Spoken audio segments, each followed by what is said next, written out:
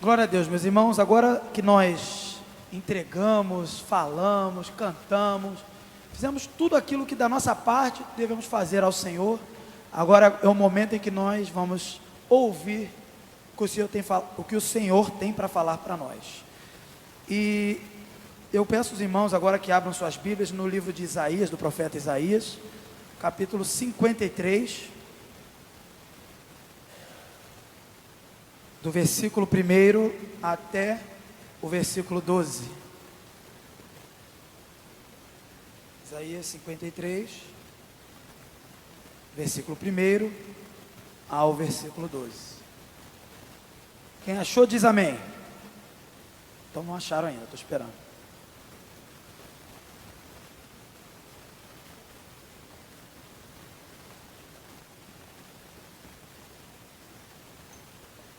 Quem achou diz amém. Opa, amém, glória a Deus. Então eu vou lendo, os irmãos vão acompanhando. A minha versão, eu estou utilizando a NVI. Na verdade não é NVI não, é a corrigida fiel. Quem deu crédito à nossa pregação? E a quem se manifestou o braço do Senhor? Porque foi subindo como renovo perante ele. E como raiz de uma terra seca, não tinha beleza nem formosura. E olhando nós para ele, não havia boa aparência nele, para que o desejássemos. Era desprezado e o mais rejeitado entre os homens, homem de dores e experimentado nos trabalhos. E como um de quem os homens escondiam o rosto, era desprezado e não fizemos dele caso algum. Verdadeiramente ele tomou sobre si as nossas enfermidades e as nossas dores levou sobre si. E nós o reputávamos por aflito, ferido de Deus e oprimido. Mas ele foi ferido por causa das nossas transgressões e moído por causa das nossas iniquidades. O castigo que nos traz a paz estava sobre ele, e pelas suas pisaduras fomos sarados. Todos nós andávamos desgarrados como ovelhas, cada um se desviava pelo seu caminho, mas o Senhor fez cair sobre ele a iniquidade de nós todos. Ele foi oprimido e afligido, mas não abriu a sua boca. Como um cordeiro foi levado ao matadouro, e como a ovelha muda perante os seus tosquiadores, assim ele não abriu a sua boca. Da opressão e do juízo foi tirado. E quem contará o tempo da sua vida?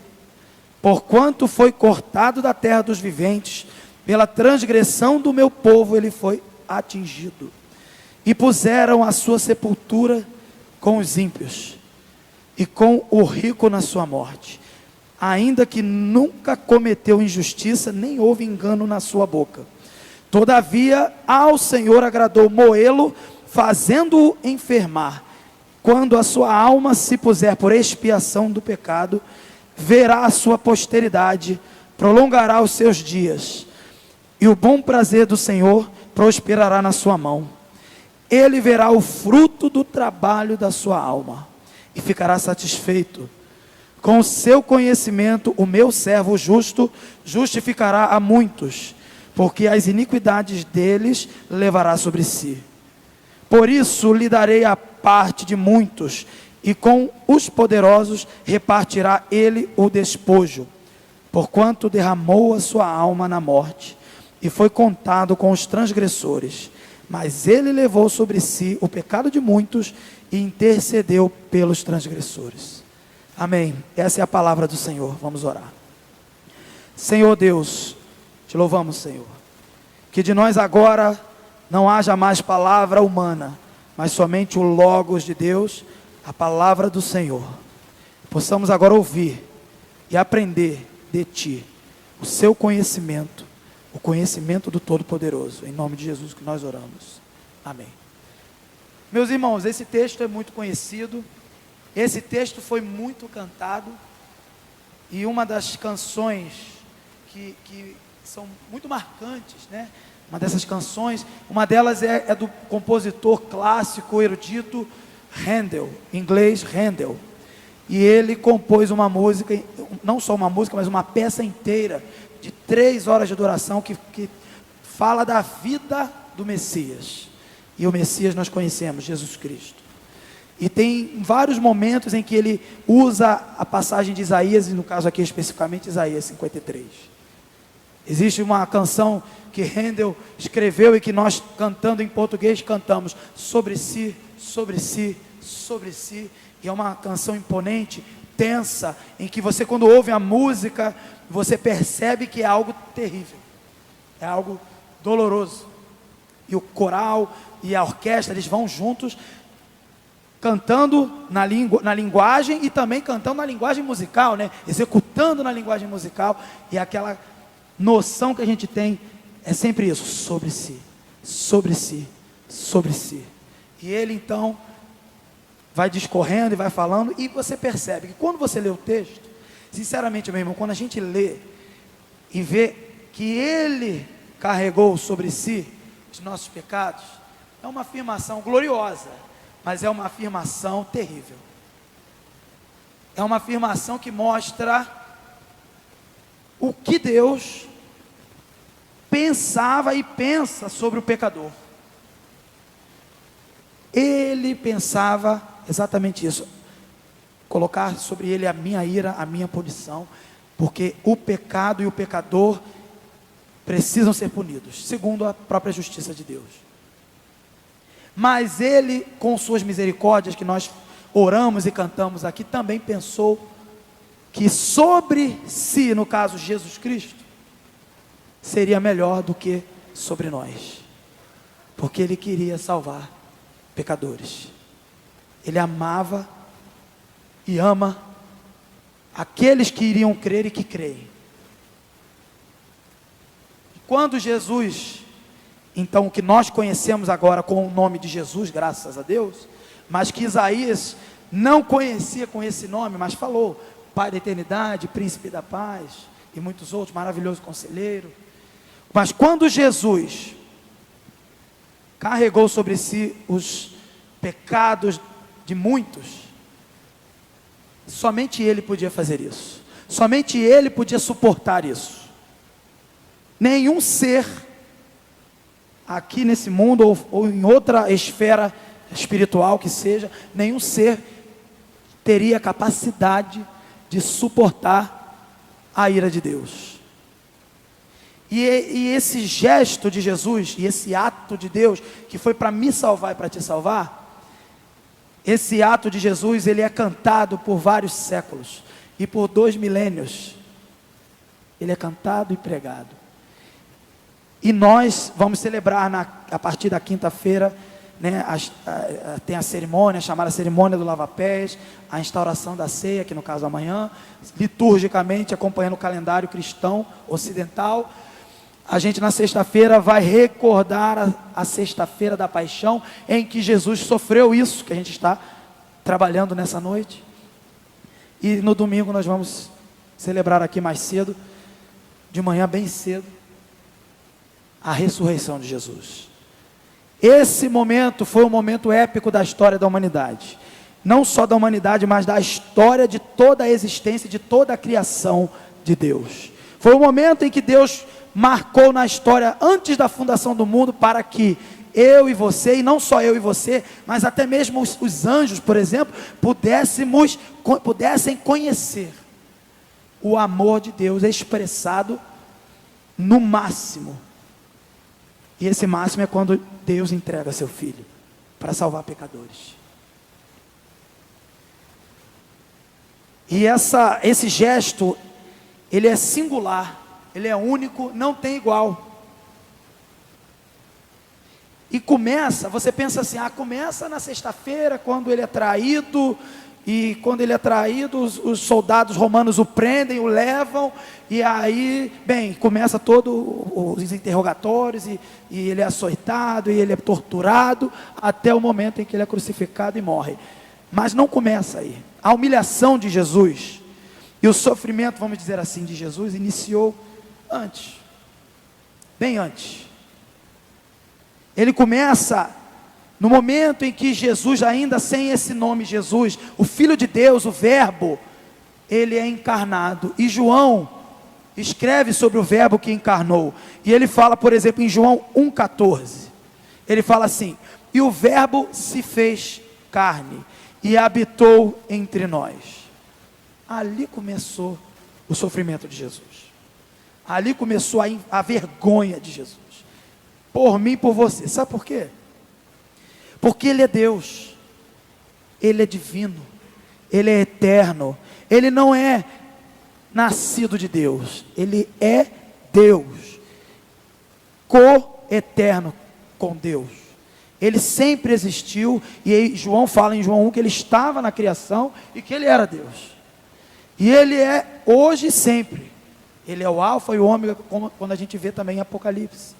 Ele é o eu sou, quando ele responde aos fariseus a respeito daquela interrogação, daquela pergunta que eles fizeram. Você não tem nem 50 anos e já viu Abraão? E diz que viu Abraão? E aí ele diz assim: antes de Abraão nascer, eu sou. Era o eu sou. O Deus verdadeiro. Ele encarnou. Ele se reduziu a essa vergonha que eu e você somos como seres humanos finitos. Ele se reduziu. A humilhação de Jesus começou quando ele nasceu. Quando ele passou por necessidades que eu e você passamos no dia a dia. Quando ele passou por fome. Quando ele teve necessidade de comer e a sua mãe o alimentou, seu pai o alimentou. Quando ele teve sede e da mesma forma foi saciado. Quando ele em algum momento porventura sentiu frio, em outro momento sentiu calor. Como eu e você, necessidade de um ser humano. Neste momento Jesus já estava sendo humilhado, porque ele era Deus e ele estava passando pelas mesmas necessidades que um ser humano, um ser pequeno, um ser que tem um início e que tem um fim, que nasce, ele até nasceu, Jesus até nasceu, sem precisar nascer, mas ele nasceu. Ele se humilhou desde o início. E é interessante que essa humilhação, ela é mostrada, por exemplo, em Filipenses 2, 5 e 8, de maneira resumida, Paulo fala muito bem a respeito da humilhação de Jesus, e do esvaziamento de Jesus, e da sua autolimitação que ele se impôs, para se tornar como eu e você. Em Filipenses 2, 5 a 8. De sorte que haja em vós o mesmo sentimento que houve também em Cristo Jesus, que sendo em forma de Deus, não teve por usurpação, ou seja, ele não considerou isso relevante naquele momento, não se apegou ao fato de ser Deus, não teve por usurpação ser igual a Deus, mas esvaziou-se a si mesmo, tomando a forma de servo, fazendo-se semelhante aos homens, e achado na forma de homem, humilhou-se a si mesmo, sendo obediente até a morte, e morte de cruz. É claro que nós entendemos que o momento da paixão de Cristo foi o momento máximo, o ápice, aquele momento em diante ali, o ápice do plano de Deus para me salvar e para te salvar. Mas Jesus já estava se humilhando desde quando ele, como Deus, resolveu nascer, resolveu se tornar um homem. E isso foi planejado desde a fundação do mundo, por amor aos pecadores que haveriam de crer na palavra do Senhor. Meu irmão, quando a gente fala do sofrimento de Jesus, a gente tem a tendência de achar que o sofrimento de Jesus foi apenas físico, foi apenas naquele momento em que ele é torturado, sofrido, e eu não estou dizendo que foi pouco, provavelmente foi muito,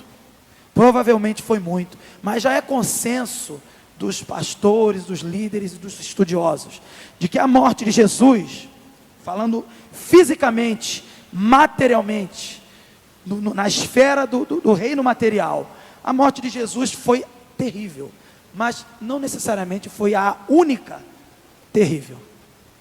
Os apóstolos morreram de maneira terrível, profetas antes de Jesus morreram de maneira terrível, a igreja perseguida até hoje tem morrido de maneiras terríveis. Então, o que difere o sofrimento de Jesus para o nosso é que Jesus suporta o sofrimento espiritual que nenhum poderia suportar. a ira de Deus, que estava preparada e está preparada para os pecadores. Há quem diga, pessoas se confundem e dizem que a gente estava nas mãos de Satanás, e aí Jesus então, comprou-nos e pagou um preço a Satanás. Não, Satanás, ele exerce um propósito da parte de Deus. Ele é pecador tanto quanto eu e você, e ele exerce um propósito. Mas foi Deus que puniu Jesus. E quando Deus punia Jesus, Ele pensava em mim e em você, porque Ele sabia que te salvava. Ele sabia que a punição em Jesus implicava que essa punição não cairia mais sobre mim e você, desde que estivéssemos ligados a Jesus. E é interessante que essa humilhação, ela vai acontecendo e vai se desenvolvendo ao longo da história de Jesus. Como por exemplo, um exemplo aqui em Hebreus que a gente vê, em que Jesus, ele era exatamente como nós, e em tudo foi testado, tentado, provado. Visto que, Hebreus 4, 14 e 15, visto que temos um grande sumo sacerdote, Jesus, Filho de Deus, que penetrou nos céus, retenhamos firmemente a nossa confissão, porque não temos um sumo sacerdote que não possa compadecer-se das nossas fraquezas, porém um que, como nós, em tudo foi tentado, mas sem pecado. Como nós, em tudo foi tentado. Jesus, Ele escolheu passar aquilo que você passou no dia a dia da vida, mas além disso, Ele passou a punição que era para você não passar. Jesus, Ele era plenamente homem e também plenamente Deus. E Ele, como homem, como Deus, Ele viveu aqui como um ser simples, humano, e o dos mais humildes, ou o mais humilde. E Jesus, Ele tem uma coisa singular, porque Jesus, além de ser o mais humilde, Ele era inocente, e foi levado a julgamento, foi traído. Muitos falaram mal de Jesus, muitos falaram que Ele era louco, que Ele era impostor, que Ele era até mal intencionado. Muitos achavam que Jesus ia fazer outras coisas, tipo livrar o povo de Israel do peso de Roma, do cativeiro ali, daquela situação que eles estavam na terra deles, mas ainda assim eram cativos na própria terra. Eles eram escravos de Roma, eles eram presos a Roma, e muitos achavam que Jesus seria um libertador, Jesus seria um revolucionário, mas a revolução que Jesus veio fazer era espiritual, era mostrar que o amor de Deus é tão grande, ao ponto dele se reduzir a um ser miserável como eu e você, no sentido da existência, miserável, pequeno, no sentido da existência. E reduziu-se, passou por provações, por tentações, e se permitiu, se impôs, se permitiu. Ele não foi colocado à força, ele não foi encarnado à força, ele se colocou. E ele diz que ele que dá a própria vida, ele que se entrega, e ele se entregou. E ele se entregou porque ele tinha um plano. O plano da redenção. O plano da redenção não só do ser humano, mas da criação que geme, da criação que chora, que geme com dores de parto, esperando a manifestação dos filhos de Deus. E nós, nesta semana, estamos relembrando este sofrimento. E muitas vezes, meus irmãos, é mais um domingo, é mais uma sexta-feira, é mais uma Semana Santa, é mais um ano. Mas Jesus, quando se entregou por mim e você, Ele não disse isso. É mais um pecador, é mais uma pessoa, é mais um qualquer. Ele sabia o nome de cada um por quem Ele estava morrendo. Ele sabia. E é interessante, então, que essa humilhação de Jesus é singular. Não é uma humilhação que você possa ver, por exemplo, no profeta Elias, quando foi provado, nos profetas como um todo, quando até foram, de certa maneira, mortos e também martirizados, nos apóstolos que também foram. Não, é uma humilhação que somente um Deus, e o único Deus, é claro, poderia suportar. Somente Ele poderia suportar. E Ele o faz por mim e por você. Um gesto singular, um gesto que não tem igual. Você vê essa singularidade, não só ao longo de sua vida, mas também vê essa singularidade no momento em que ele é preso e traído, e todo aquele sofrimento. Mas é interessante, meu irmão, que no momento em que ele já está naquele momento de paixão, que a gente chama de paixão, Jesus, ele fala algumas palavras na cruz. Existem pessoas até que fazem estudos sobre isso, as 7 palavras de Jesus na cruz. Eu não vim aqui hoje fazer um estudo sobre as 7 palavras, mas é interessante como Jesus, ele tem um momento em que ele fala com Deus. Ele fala vários momentos. Ele fala, por exemplo, assim, ele diz assim: Senhor, perdoa-os, pois não sabem o que fazem. Ele faz uma oração pelos inimigos que o estão matando. É claro que espiritualmente é Deus que está fazendo e conduzindo aquele plano, para que eu e você fôssemos salvos e libertos do pecado. Mas ao mesmo tempo, haviam pessoas ali, mal intencionadas, que desejavam o sofrimento humano ali. O sofrimento, e estavam até de certa maneira, alguns provavelmente, sádicos, satisfeitos de fazer Jesus sofrer, de torturar um prisioneiro inocente, que não foi encontrado culpa e declarado pelos agentes que eram responsáveis por averiguar a culpa de Jesus. Jesus era tão inocente, inclusive, que ele não só não houve culpa na acusação que tinha contra ele, como também não havia culpa nele em nada, nem no que você faz de errado, nem no que eu faço de errado. Jesus nunca fez. Jesus nunca fez. Ele era 100% inocente. E mesmo assim, aqueles sádicos homens que, claro, inimigos de Deus, como a Bíblia mesmo fala, filhos de Satanás, cumpriram um propósito. O propósito que em Deus era me salvar e te salvar. Cumpriram o seu propósito. Mas mesmo assim não deixaram de ser responsabilizados, porque eles fizeram o sangue do Salvador jorrar e cair no chão. Eles fizeram. E é interessante, meu irmão, que quando Jesus diz que tem sede, o Rei dos Reis, o Deus Criador dos céus e da terra, que se humilha por mim e por você, ele diz: eu tenho sede. E o que dão para ele? Vinagre. O Rei dos Reis é coroado com uma coroa de espinhos. O Rei dos Reis é blasfemado, palavra após palavra, não só pelo povo judeu, como também pelos agentes do Império Romano. Mas isso aí, meu irmão, isso aí é terrível.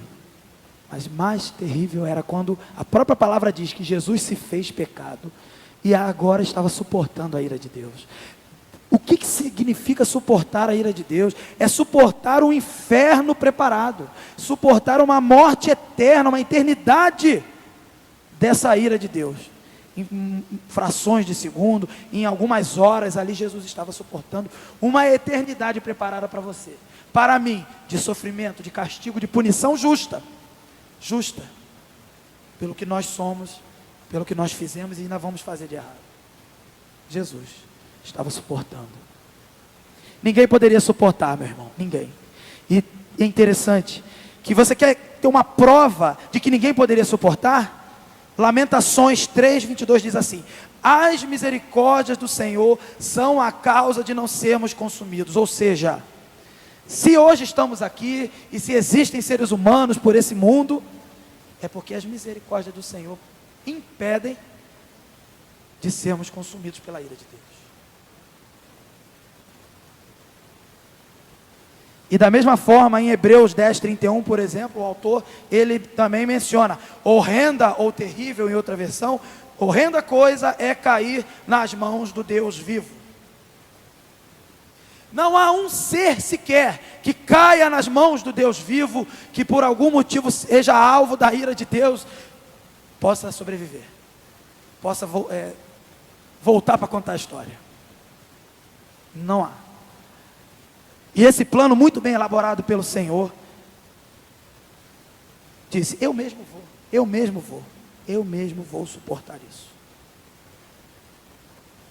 E Jesus então se sentiu tão sozinho. Jesus sempre orava e falava com Deus.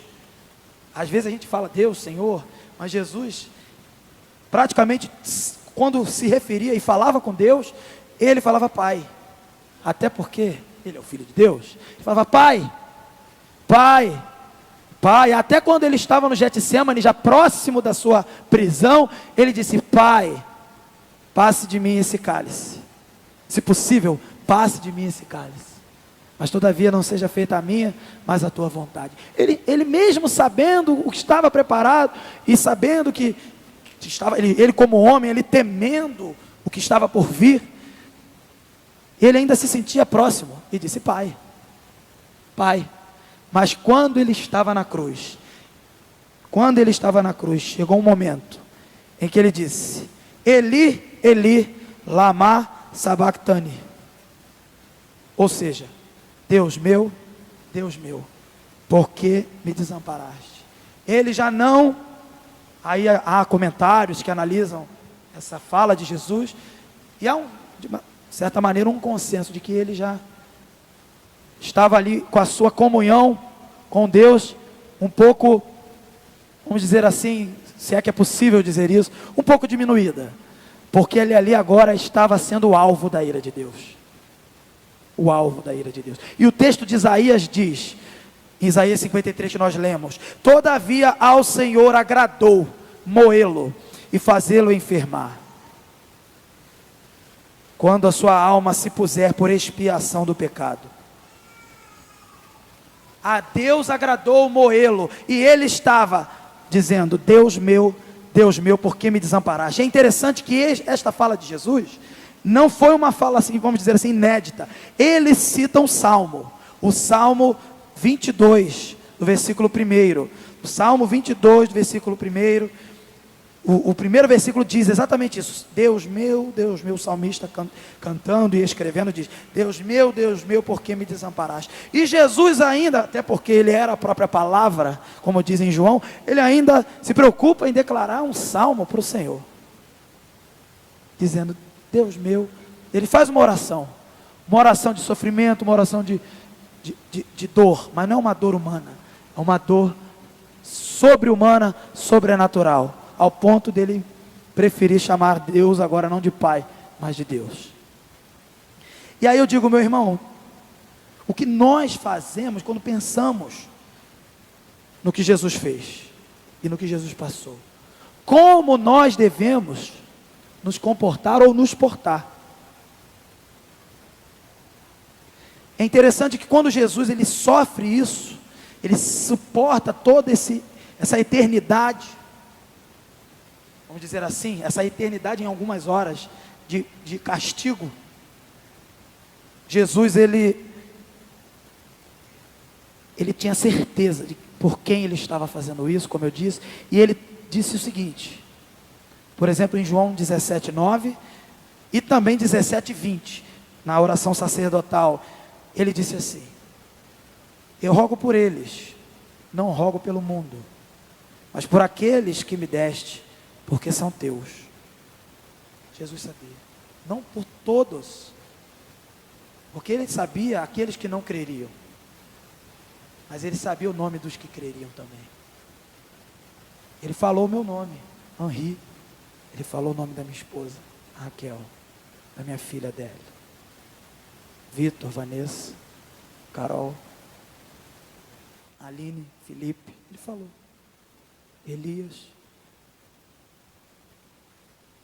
E ele disse também mais à frente, na continuação da oração: e não rogo somente por estes, ele repete, mas também por aqueles que a tua palavra hão de crer em mim. Então ele pensou nos que estavam com ele, no tempo dele, morreu por esses, morreu também por os anteriores, ele não menciona, mas nós sabemos que ele morreu pelos anteriores, que creram na promessa, e morreu pelos que viriam crer na palavra dele.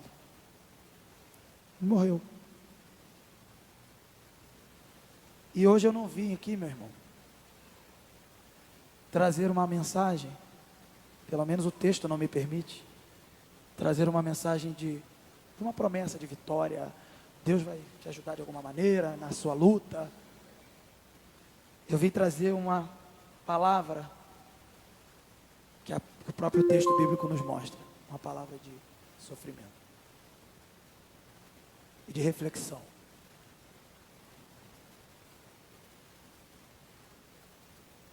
Você percebe que eles deram vinagre, depois de todo o sofrimento, eles deram vinagre. Já não bastasse tudo que Jesus passou, e o que estava passando espiritualmente, eles ainda deram vinagre. No último minuto, vamos dizer assim, nos últimos momentos.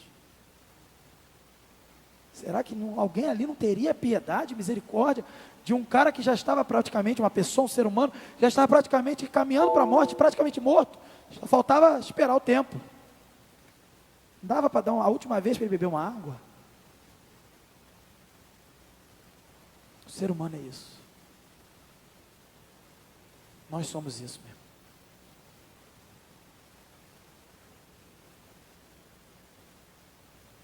Você pode dizer assim, mas eu não estava lá. Mas Jesus pensou em você, sabia o seu nome. Mas eu não dei vinagre, eu não martelei os cravos, eu não açoitei Jesus. Mas você foi o motivo pelo qual ele passou por isso. Você foi o motivo. O que nós devemos fazer com essa mensagem? É uma mensagem de derrota? Eu pergunto. É uma mensagem de tristeza? Tristeza sim. Sim, de tristeza. Mas é o Evangelho que nos salva. É poder para salvar. Mas é triste o que Jesus passou. É triste. E nós não devemos nos alegrar quando a justiça é satisfeita, porque houve um crime.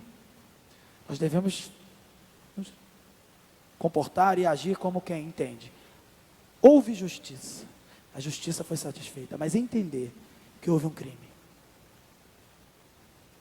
A palavra de Deus diz que o Senhor não nos, quando Ele nos perdoa, Ele diz assim, dos seus pecados não me lembrarei mais, não me lembro mais. Mas a palavra de Deus aqui, em vários textos, em várias passagens, nos lembra todo dia dos nossos pecados. E eu pergunto para mim e para você, que atitudes um crente deve ter? Que atitudes um crente, qual é a resposta que o crente deve ter quando ele é confrontado com uma palavra em que diz que o Deus vivo morreu por mim e por você? Qual é a atitude e a resposta?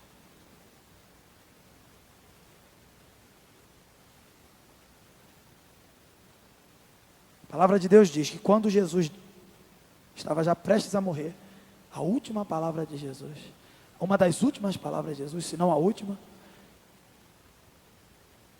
uma delas foi: está consumado. E depois ele diz: em tuas mãos entrego meu espírito. Ele cumpriu o plano, ele concretizou o que estava preparado para ele concretizar, por amor a nós todos aqui.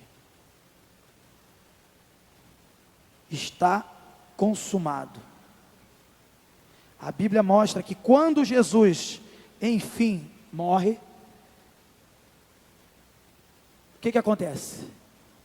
O céu fica escuro, trevas, terremoto, o véu do templo se parte para apontar que não há mais necessidade de santo dos santos, de cortina, de véu. O véu se rasgou. Isso é vitória, mas quando ocorre, é triste.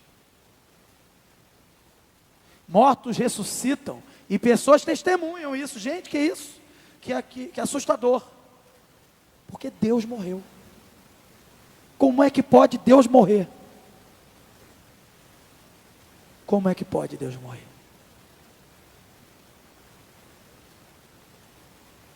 Deus morreu.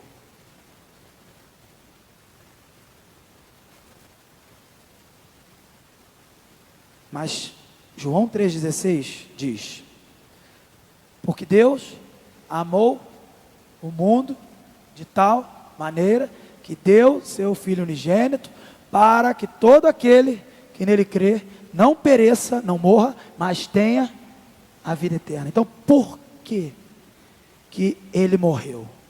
Para que eu e você tenhamos a vida eterna. Devemos celebrar? Devemos, mas devemos também lembrar quem nós somos.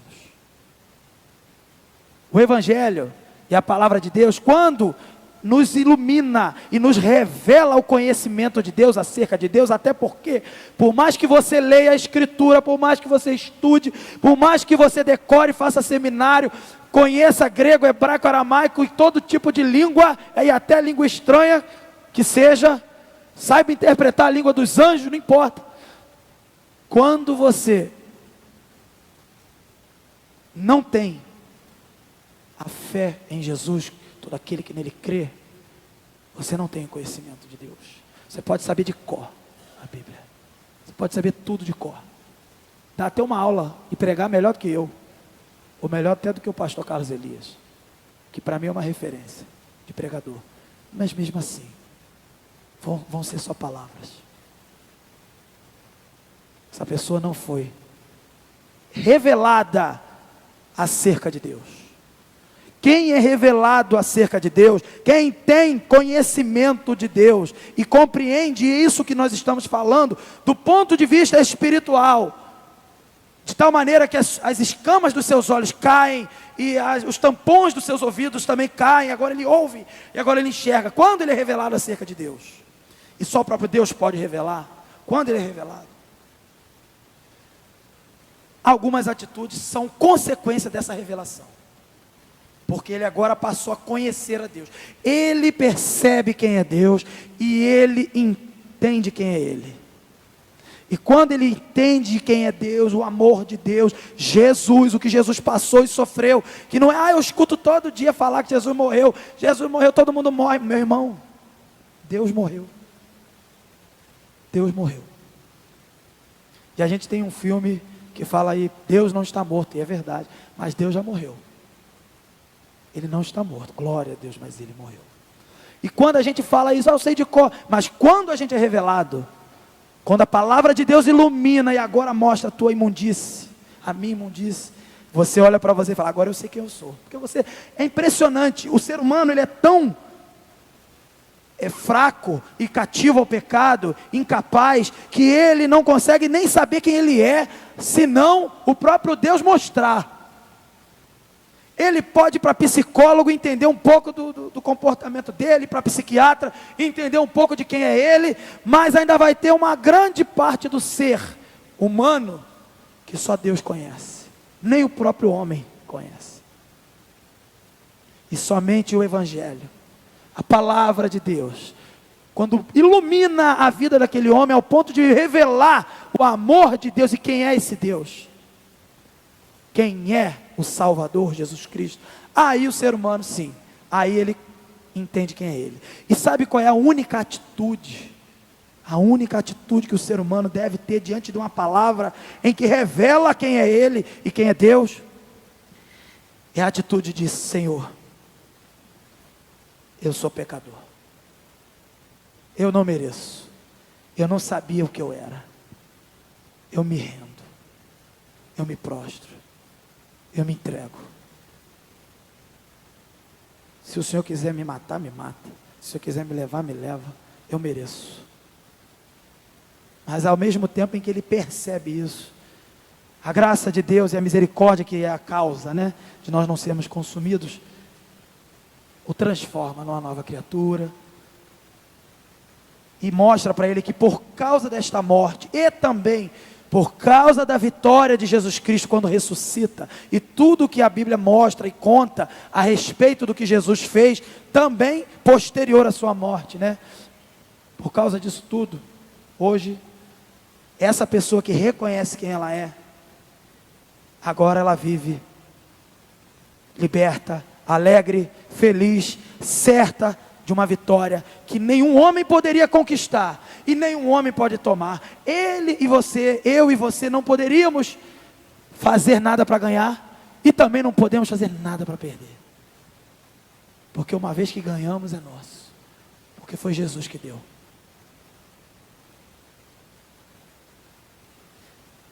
E a atitude, meu irmão, para a gente encerrar,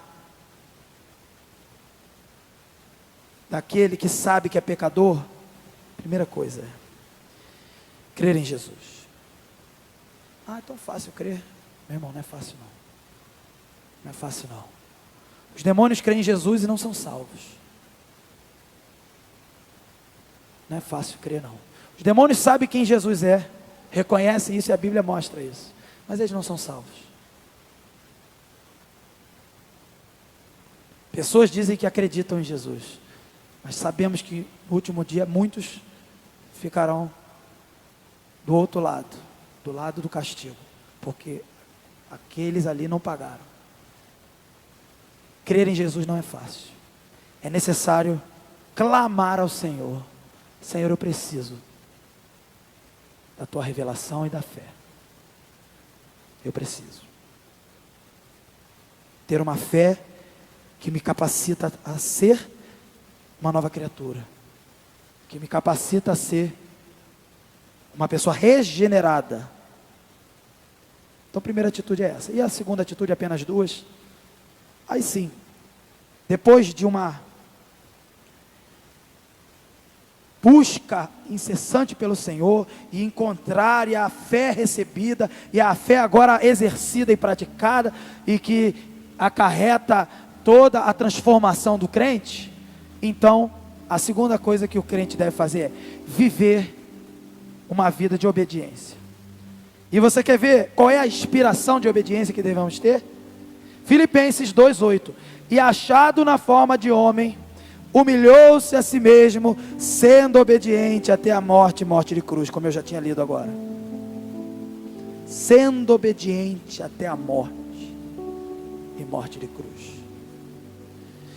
E que hoje e eternamente nós que estamos vivos para crer e que cremos para viver, possamos glorificar o Rei dos Reis, Jesus, conforme o Pai glorificou, como vemos, por exemplo, em Filipenses, continuando o texto de Filipenses 2, de 9 a 11.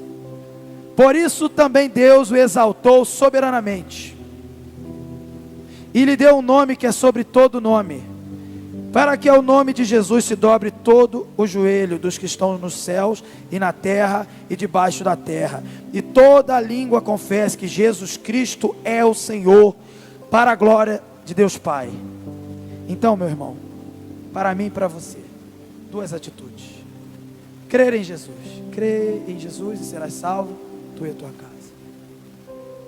E viva uma vida de obediência, porque Ele foi obediente até a morte, e morte de cruz.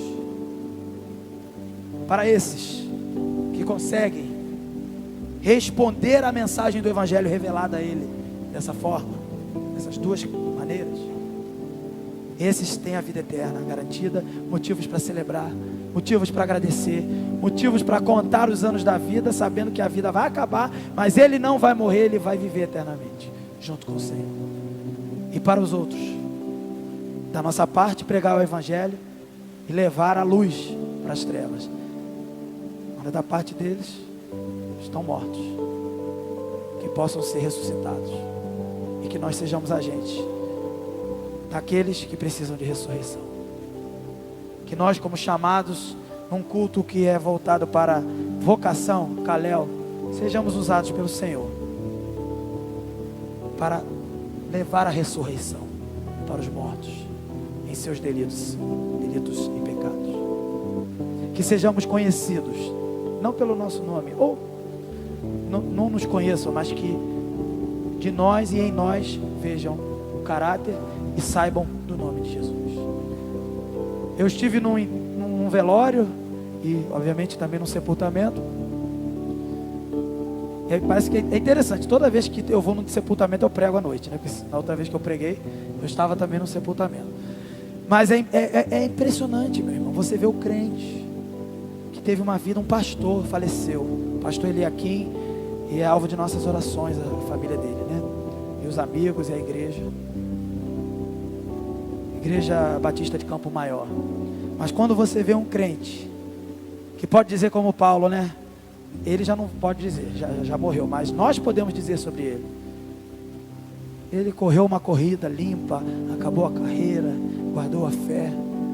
É motivo de celebrar, saber que nós vamos vê-lo novamente, sentir a falta, vamos sentir, mas ele não morreu, ele vive com o Senhor eternamente, e nós também não morreremos, viveremos com o Senhor eternamente. Que vivamos esse tempo que tem aqui para nós com obediência, sabendo que a nossa vida não é preciosa. E ele pediu para ser lido esse texto. E eu em nada tenho a vida por preciosa. O pastor Eliakim pediu para o velório dele fosse lido. Em nada tenho a vida por preciosa, porque o morrer para mim é lucro e o viver é Cristo. Nós devemos entender isso e viver assim. Quem foi revelado pelo Espírito Santo através da pregação, da instrumentalidade de algum irmão, da própria palavra lida, pregada, cantada, quem foi revelado tem que viver assim, saber e praticar e caminhar dessa forma. Do contrário, só tem uma coisa a dizer: não é crente. E aí se torna um alvo da nossa evangelização. Meu irmão, que você seja contado não com os transgressores, conforme em Isaías disse que Jesus foi contado com os transgressores, mas que você seja contado com os redimidos, com aqueles que vão viver eternamente, e que nós como igreja possamos ser agentes de Deus para alcançar a todos quanto o Senhor nos usar para alcançar, e que para tanto o Senhor nos abençoe. Eu peço que você fique de pé, nós vamos fazer uma oração. Convido o coral para vir aqui à frente. Nós vamos cantar uma canção chamada Tudo Entregarei. Mas antes vamos orar. Senhor Deus, a Tua palavra, Senhor, é viva. A Tua palavra é tremenda. A Tua palavra se renova e nos renova. Mas a Tua palavra também nos confronta, Senhor. A Tua palavra nos chama ao arrependimento. A Tua palavra nos chama à humilhação, a compartilhar do sofrimento que Jesus passou. A Tua palavra nos lembra, não foi qualquer coisa. A Tua palavra nos diz, não foi tão comum assim quanto muitos querem dizer. Pelo contrário, foi sobrenatural. E ó Deus, diante de uma palavra como essa, que nos alerta, nos relembra, nos também motiva e nos traz a clareza de quem é o Senhor, nós dizemos: Senhor, quem somos nós diante de Ti? Somos pó e voltaremos ao pó. Mas a Tua palavra nos chama ao arrependimento para crermos em Jesus. E nós cremos que, Senhor, Jesus Cristo morreu por nós. E nós amamos ao Senhor, conforme o mandamento que nos é proposto. Nós amamos ao Senhor por esse gesto, por Teu caráter santo, bom e justo. Nós amamos, Senhor. E nós dizemos: Senhor, nós não temos a nossa vida como preciosa, porque para nós morrer é lucro e o viver é Cristo. E ó Senhor, como pessoas chamadas pelo Evangelho, chamadas pelo Senhor, nós respondemos com fé: somos Teus, tudo vem de Ti, e nas Tuas mãos te damos, Senhor. Por isso tudo entregamos ao Senhor. Entregamos, Senhor, os nossos bens, porque confiamos que o Senhor nos sustenta.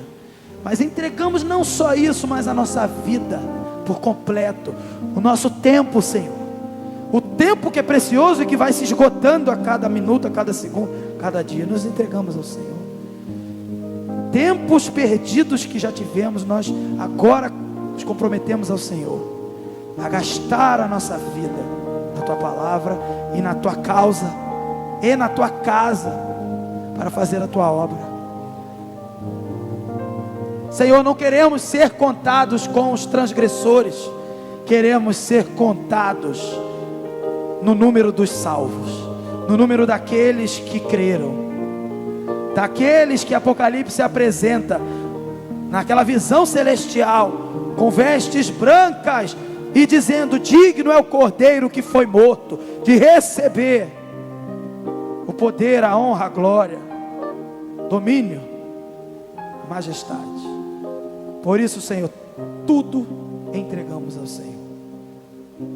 Em nome de Jesus, amém. Vamos cantar.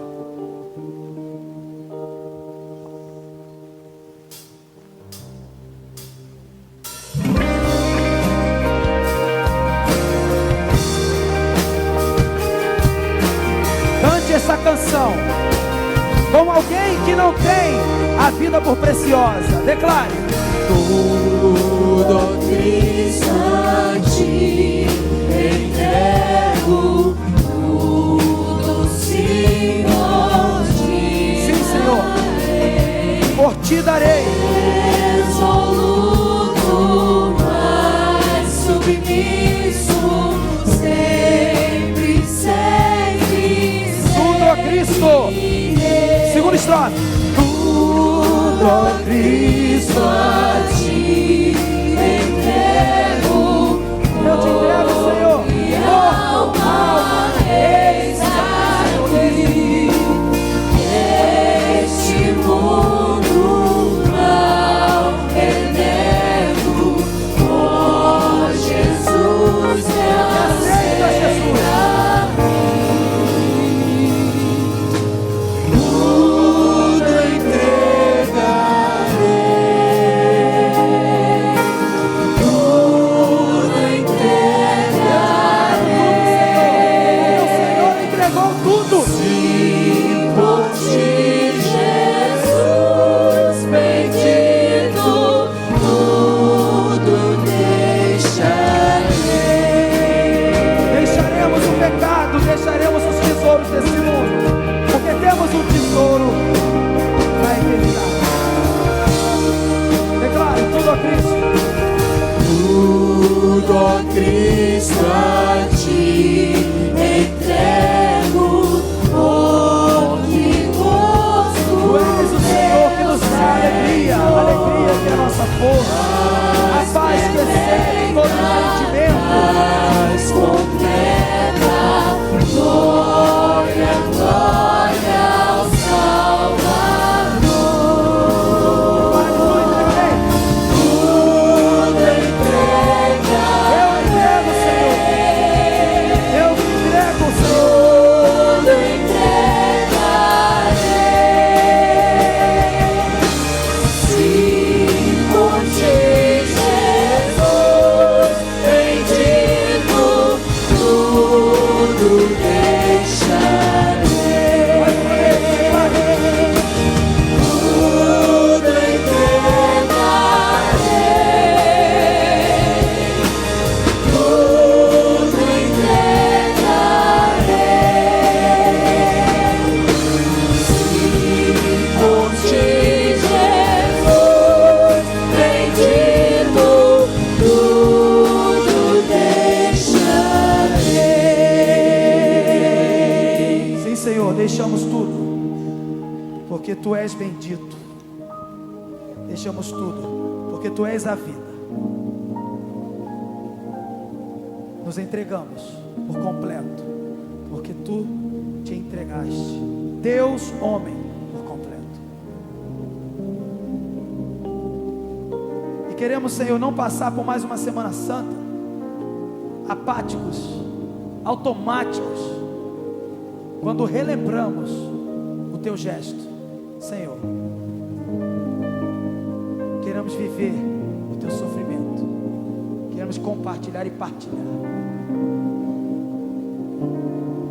Te adoramos, Senhor, Cordeiro de Deus, que tira o pecado do mundo. E em nome de Jesus, esse Cordeiro que nós oramos. Amém. Meus irmãos, sem mais delongas, nós tivemos dificuldades com o trânsito, iniciamos com alguns atrasos de 10 minutos e também terminamos um pouquinho atrasados do nosso planejamento, que é liberar às 9 horas. Mas hoje foi um dia que a cidade parou. Hoje foi um dia que Campo Grande deu um nó e não foi possível chegar. Muitos aqui chegaram só depois de o culto iniciado e com atraso. Mas o mais importante, gente, é que Deus nos dá vitória em cada luta, e até mesmo numa luta como essa, de uma cidade travada. de um bairro travado com o trânsito. E eu quero dizer para vocês, irmãos, que vocês sejam abençoados naquilo que vocês vão fazer, que vocês sejam abençoados pelo Senhor no que vocês vão fazer daqui para frente, nesta semana, e ao domingo estaremos aqui, no dia do Senhor, para celebrar a morte e também a ressurreição do Salvador. Vamos orar então para encerrar nosso culto. E agora, Senhor, em que nos despedimos como igreja e saímos em missão, conforme a Tua palavra nos orienta, Senhor, que a graça do Senhor Jesus, que o amor de Deus, o nosso eterno Pai, que a comunhão e as consolações do Espírito Santo sejam com todo o povo de Deus redimido, espalhado pela face da terra, com esta igreja aqui em Campo Grande, com a igreja perseguida nos demais lugares, hoje e para todo sempre. Amém. Vão em paz, meus irmãos, e saiam em missão.